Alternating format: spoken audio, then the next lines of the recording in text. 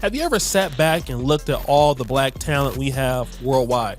I'm in Uganda, and I see it here all the time. I'm from the African American community, and I see it even there. And I always wonder, how do people as talented as us worldwide end up being at the bottom? We can blame white supremacy and racism and colonialism and slavery. And all of those are actually correct responses. But then there's the ownership of our behavior and how we get along with each other that stops us from growing and developing. I came across this video from a YouTuber named Burrell Solomon. He's a Jewish man and he makes content about the Jewish community. And this video is called How Jewish People Make Each Other Wealthy. And he didn't do this video for the Jewish community. He did this video for all other groups. I know some people feel some type of way about the Jewish community or what is their real validation as Jews. I'm not going to get into all of that right now, but I want you to listen to the culture and some of the things in this particular video and a lot of the things in these videos we're not doing. I want you guys to listen to this, especially if you're going to be coming back to the continent of the country of your choice. So one incredible Jewish business secret is the idea of community itself. Okay, so here's how the world usually works. So you have people that are alone, right? You graduate from school and you try to go into the workforce, you open up a business, and you don't have anybody that's really vouching for you. So you're like a single individual trying to provide products and services to this world that in itself is distrustful. And that's on the good end. On the bad end, you grew up in a community that when you are trying to do things and trying to be successful, the community is actually working against you. They don't want to see you succeed. They don't want to see you do better than them. And they don't want to see you move forward. Guys, we're going to be honest. We're going to have a real serious conversation. Okay? In the black community, of course, we have great people and people who do want to see you win, right? But we kind of have that culture of somebody's doing well. And instead of looking at why the person is doing well, you know, we have the proclivity to be like, well, why not me? Who do he think he is? We're not putting into consideration that the person works very hard or the person is focusing on that one thing. Instead of being happy for the person or wanting to see the person be successful, we start getting jealous. And that happens when the diaspora returns to Africa. And I mean the African American diaspora. It even happens in the African communities. People are afraid to share their success for fear of being poisoned or bewitched. And that kind of culture is what keeps us behind. Let's continue. And that's the way that most people in the world, friends have told me that that's how they've grown up and that's been their experience in business. So the Jewish community is very different. The Jewish community helps each other in business. And for many reasons, and I want to explain to you exactly what those are, and then I'm going to explain to you how you could apply these concepts and principles in your community and start changing everything around you. So here's some reasons why we support each other in business.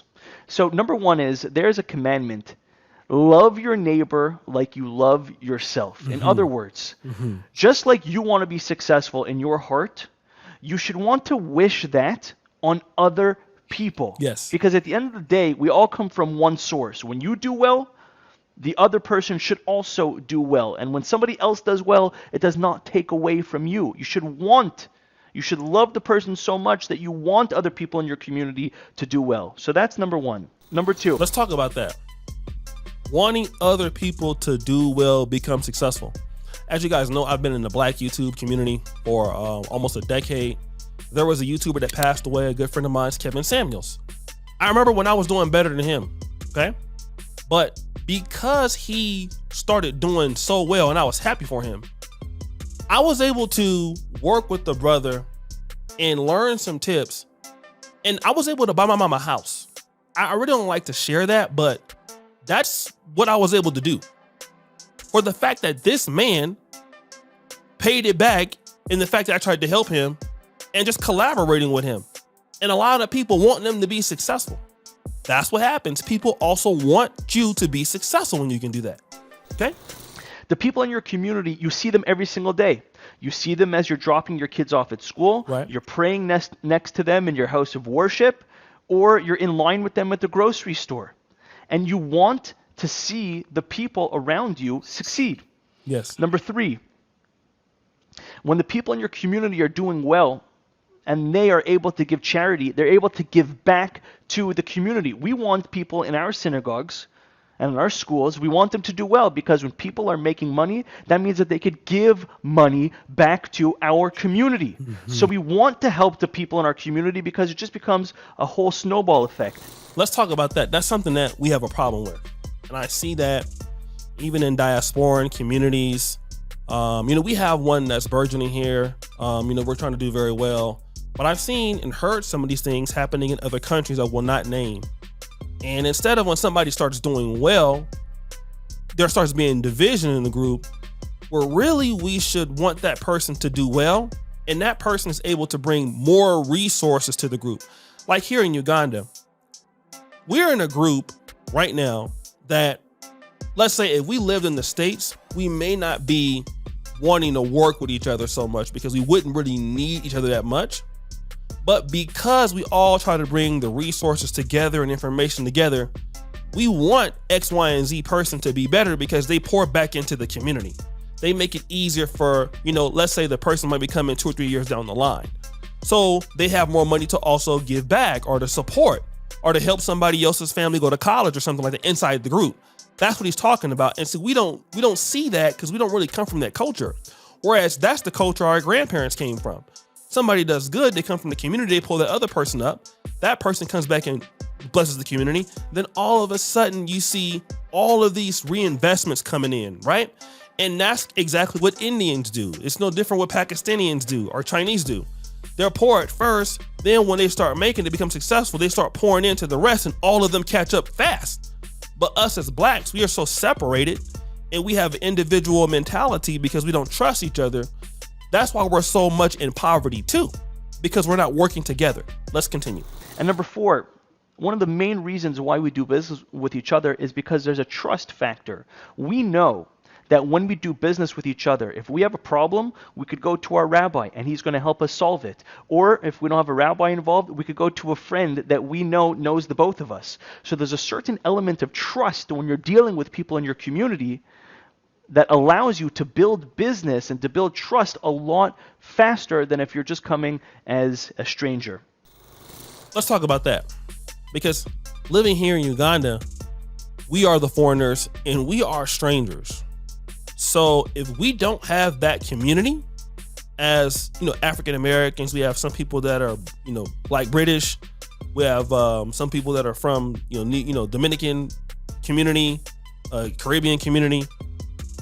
We have to create that trust within each other in order for us to be able to add value to the country and to add value to each other.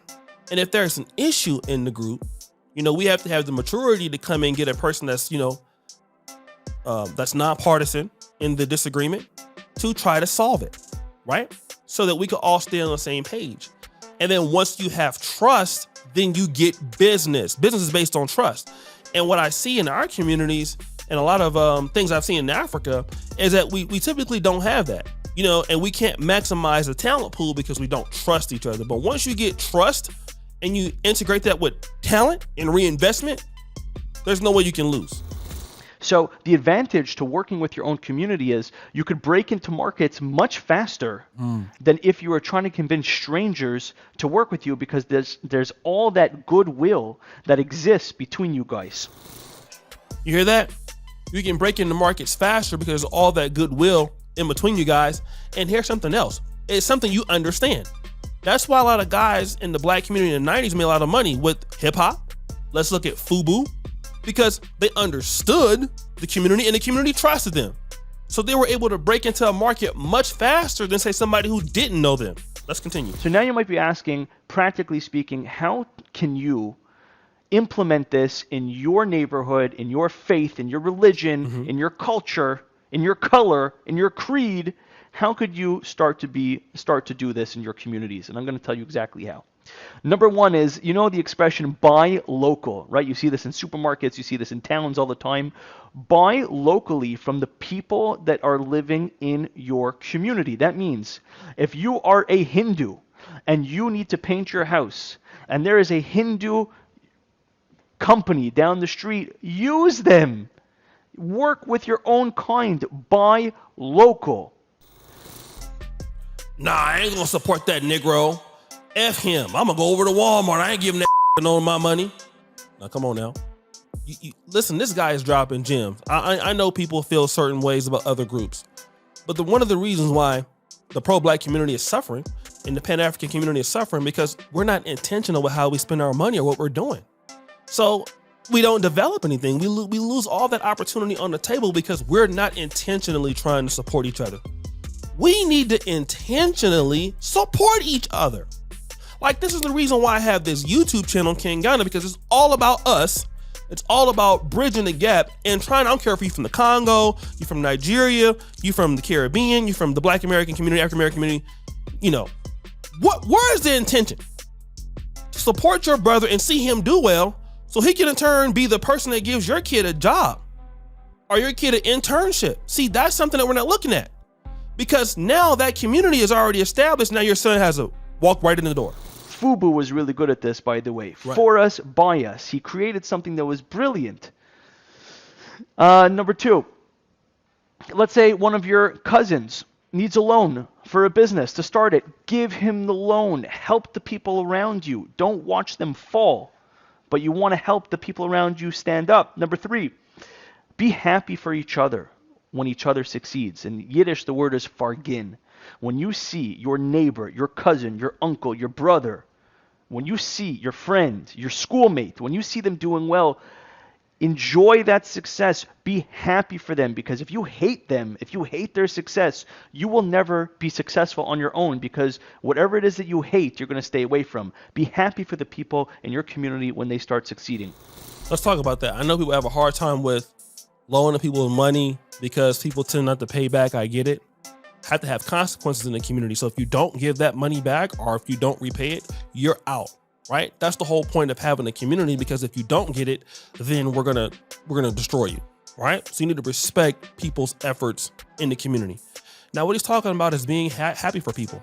That's something that we gotta stop doing, which is hating on people, right? If we are happy for each other, then guess what? People want to be around you. People want to help you. People want to help you get further in life. Then you also have the responsibility to pull somebody else into the success. Number 4, ask the people in your community for opportunities. And don't be proud. Don't be too afraid. You guys have to start to use each other as building blocks. Use each other to climb up like a wall, like a climbing wall. Use the people around you. You know successful business people that are from your community. Go to those people and ask for opportunity. Don't be too proud. Don't be too proud. If they're not going to give you the business, who will? Go to the people around you and ask for opportunity. Let's talk about that. He says, if they're not going to give you the business, who will? That's the mindset. Look at what the Jews are doing. They're going to look for their people to give them the opportunity first. So if I have to go to the white community, if I have to go to corporate America, I don't have no problem doing that. But I'm going to go to my people first. Let them give me the opportunity. So my talent can be maximized in the Jewish community. Like, for example, here in Kingana, we're a small company. But all of the talent that's maximized, it comes back to Kingana. We have the Pan-African Dating Show. We have events. And we're not rich or anything, but that mentality is what we try to live by. So when somebody's successful, we try to pay it back to the person. When we get, some extra opportunities or money that we can do to help somebody bring somebody else up, that's what we do as a community. We want to pay that back, pay that forward. And then we reinvest into what we have. That's why we're able to, have better production and have better things that's here because of that mentality. And I like you said, if you don't ask for the opportunity from your own group, you can't expect the Indians to give it to you. The Chinese won't give it to you. It's your job to provide opportunities for your group. Then that's when everybody else starts paying attention. Number 5, maybe even most important, make sure to give charity locally. Because when you give charity locally, people are going to want to see you succeed. If they know that you're giving back to their schools, their mosques, their churches, their whatever it is, and they see that you're giving back, they're going to want to give you business, because giving you business is good for them indirectly. What? And the most important is encourage others in your community to also give charity so that you guys all have a common goal and you guys move together as one. Give charity locally. That is amazing. I never even thought about that. Because why? Those people want to see you. Think about that. I never thought about that before in that particular way. But if you give charity to the local community, they're going to want to give you business. Why? Because you're going to give back. Do you see that dynamic? And a lot of us as African Americans are just people in the diaspora. We want to come back to Africa and we don't have that mindset. We can't win because we're still in the same time zone that we were in the States. This is all about learning how to be a community, how to work in a community. So this is the reason why I want this video to be there. I'll link his original video in the comment section or in the description. Go watch it out. The guy has some really good information. I believe that even though they're in a different community, we can learn from certain people and apply it to us. So guys, thank you so much for watching. It's your boy, City Jackson here at Kingana. I'm out.